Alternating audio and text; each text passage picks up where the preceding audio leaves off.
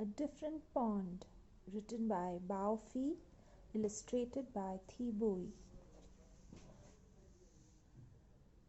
Family Tradition Hope, an unforgettable story about a simple event, a fishing trip for a boy and his dad.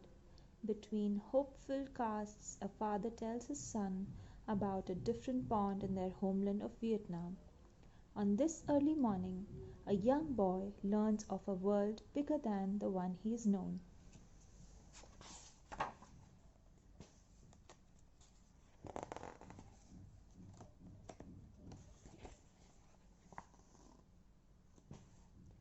Dad wakes me quietly so Mom can keep sleeping.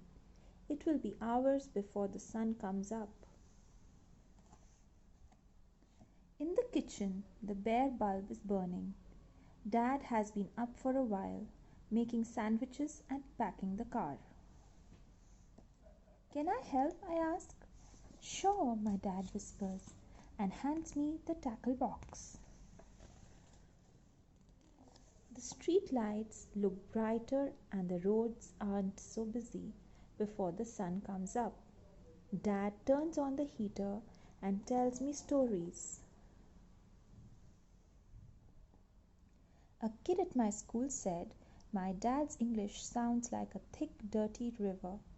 But to me, his English sounds like gentle rain.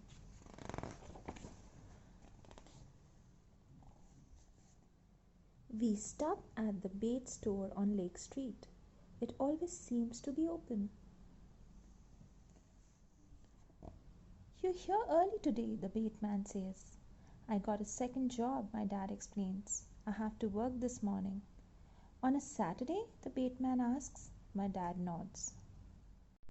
I feel the bag of minnows move. They swim like silver arrows in my hands. It's still dark when we get to the pond. We park the car and climb over the divider between the road and the trees. My dad holds my hand and walks ahead through the tangle and scrub.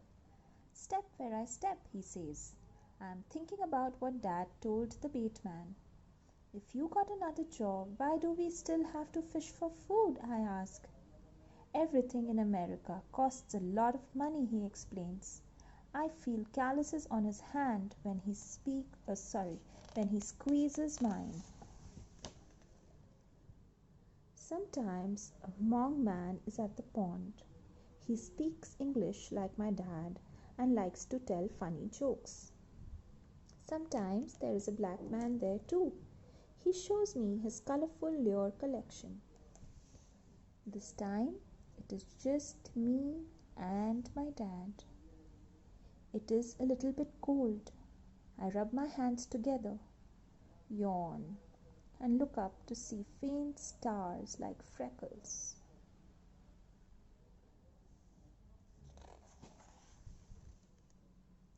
As Dad sets up in a clearing, I gather small, thin twigs for a fire.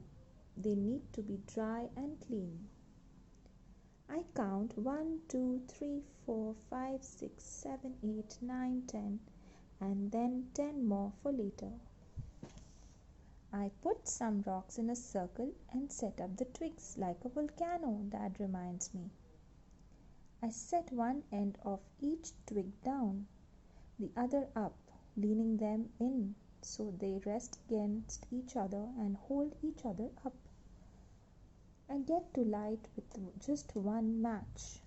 Dad nods.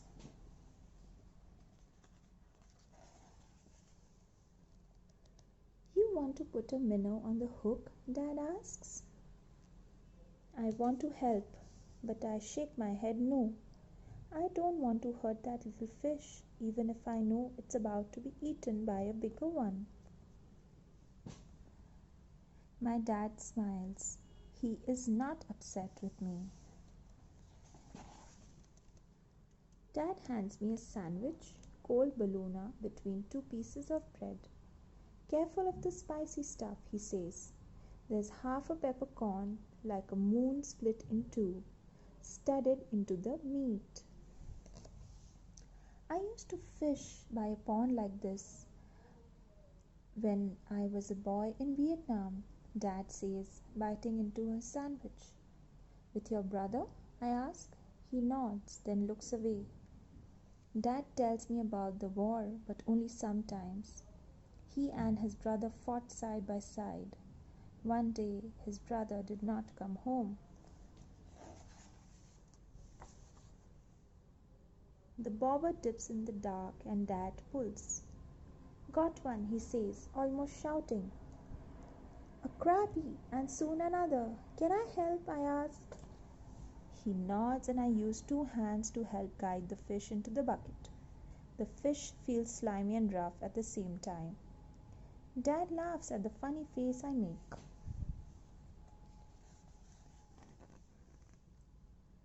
Dad smiles, his teeth broken and white in the dark, because we have a few fish and he knows we will eat tonight. Time to go home. Dad must get ready for work. He washes his hands with a small nub of green and white soap. Then I do the same. I look at the trees as we walk back to the car. I wonder what the trees look like at that other pond in the country my dad comes from.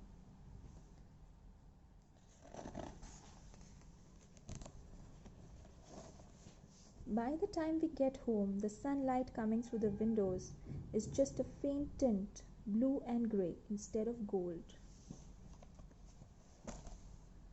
At home, Mom looks tired, but she smiles at the fish in the big white bucket.